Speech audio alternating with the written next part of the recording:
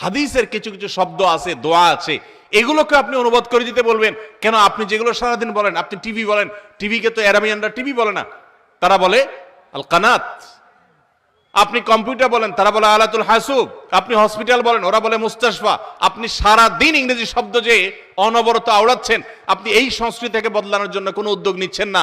মুসলমানদের ধর্মীয় কারণে যেগুলো বলছে সেগুলোর উপর আপনাদের অ্যালার্জি হচ্ছে। এই মানুষগুলো আমাদের এই সমাজে এতটাই নিগৃহীত, এতটাই ঘৃণিত, এই মানুষগুলার সপক্ষ অবলম্বনকারী এদেশে শতকরা 1%ও নেই। এদেশে হিন্দু বলেন, খ্রিস্টান বলেন, মুসলমান বলেন, বৌদ্ধ বলেন, সবাই মিলে এদেশের সংস্কৃতিকে ডেভেলপ করেছে, উন্নত করেছে। এই তথাকথিত আলহামদুলিল্লাহ, সুবহানাল্লাহ, মাশাআল্লাহর প্রতি অ্যালার্জি আছে যাদের, এই সমাজের প্রতি তাদের কোনো অংশগ্রহণ নাই। তারা এ দেশকে পিছিয়ে নিয়েছে, এক চুল পরিমাণ এগিয়ে নেওয়ার ক্ষেত্রে তাদের কোনো ভূমিকা ছিল না।